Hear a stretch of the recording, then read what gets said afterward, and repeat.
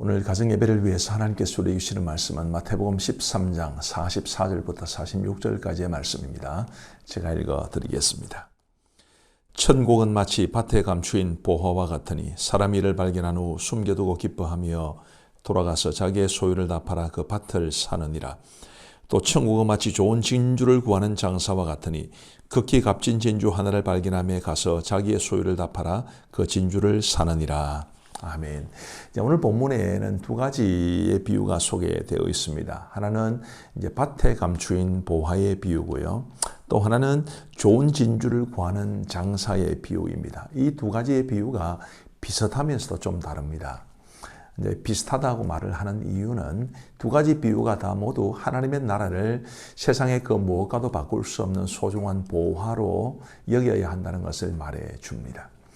조금 다른 점은 이제 밭에 감추인 이 보화의 비유는 우연히 하나님의 나라를 발견한 것입니다. 우리 주위에도 보면 특별히 기독교 신앙에 대해서 관심이 있거나 그렇지는 않은데 말 그대로 어쩌다 보니 교회 와서 예수님 만나고 정말 하나님의 나라가 너무 좋고 신앙이 너무 좋고 하는 것을 깨닫게 되는 경우가 있죠. 그런 사람들처럼 우연히 발견한 것입니다. 어떤 사람이 이제 남의 밭을 이제 소작을 해야 한다 할까요? 이제 일꾼으로서 이제 그 밭을 이제 경작을 하다가 그 밭에 보화가 감추어져 있는 것을 보았습니다. 고대의 기록에 보면 그 당시는 이제 은행도 없고 그러니까 이제 자신들이 가진 보화를 땅에 파묻은 경우가 들어 있었다고 합니다. 그러다가 이제 그 사실을 자녀들에게 알려주지 않고 죽거나 아니면 큰 전쟁 같은 게 나서 이제 도망치면서 결국 그것을 잊어버렸거나 혹은 이제 타국에서 타 지역에서 죽어서 그것을 찾지 못하게 되는 경우가 들어 있었다고 그럽니다.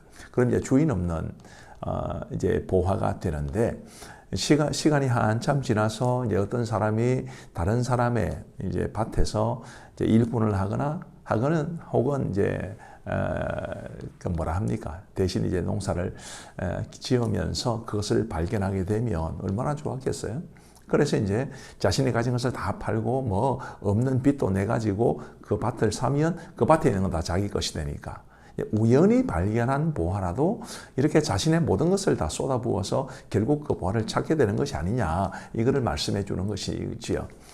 두 번째로 나오는 이 좋은 진주를 구하는 장사 같은 경우에는 어떤 열심을 가지고 진리를 찾다가 마침내 찾게 되는 경우를 뜻합니다. 앞부분에 이 밭에 감추인 보화는 좀 우연히 어쩌다 보니 그렇게 된 것이고, 두 번째는 정말 갈급한 심령으로 내가 뭔가 나의 영적인 욕구를 채워줄 수 있는 게 있을까?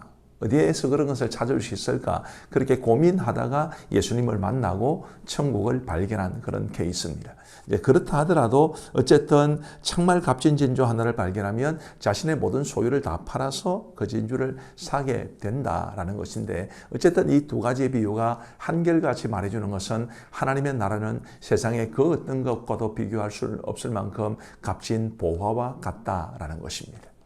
우리가 예수님을 알고 믿고 하나님의 자녀가 되고 천국을 유업으로 물려받게 되고, 이 모든 것이 세상의 그 무엇과도 바꿀 수 없는 보배로운 것입니다. 문제는 우리가 그것을 얼마나 인식하느냐의 문제지요.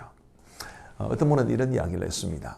영원한 것을 위해서 영원하지 않는 것을 포기하는 사람은 결코 어리석은 사람이 아니다.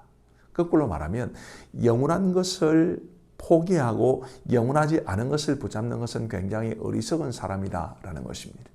신앙을 위해서 세상의 것을 포기하면 지혜로운 사람입니다. 그러나 세상의 것을 위해서 신앙을 포기하면 어리석은 사람이 됩니다. 이 두 가지의 비유가 우리에게 그것을 잘 말해주는 거죠. 우리 가족들은 세상의 것을 위해서 신앙을 포기하는 일은 결코 없게 되기를 간절히 바랍니다. 정말 하나님의 나라를 위해서, 영원한 나라를 위해서, 영원하고도 값진 보화를 위해서 세상의 것은 포기할 수 있지만, 거꾸로 이 세상의 것들을 위해서 영원한 하나님의 나라를, 우리의 믿음을, 하나님을 포기하는 일은 결코 없게 되기를 바라는 마음 간절합니다. 이제 말씀을 마무리하면, 하나님 나라는 정말 값진 보화와 같은 것인데 우리가 그 보화를 인식하고 살아가면서 하나님 나라가 얼마나 좋은지를 알아야 되고 그래서 하나님의 나라를 위해서 때로는 세상의 것을 뒤로하고 세상의 것을 포기하고서라도 하나님의 나라를 바라보며 믿음으로 살아가야 한다는 것을 기억하고 우리 평생 그렇게 살아갈 수 있게 되기를 간절히 바랍니다. 기도하겠습니다. 하나님 아버지 감사합니다. 오늘도 가정예배 드릴 수 있도록 은혜를 베풀어 주신 것 감사합니다.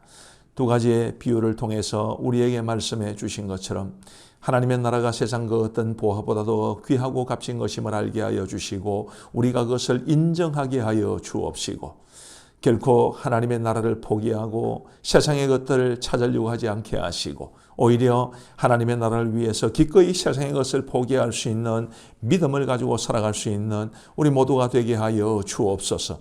하나님께서 우리 가족 모두의 믿음을 지켜주시기를 간절히 원하오며 예수님 이름으로 기도하옵나이다.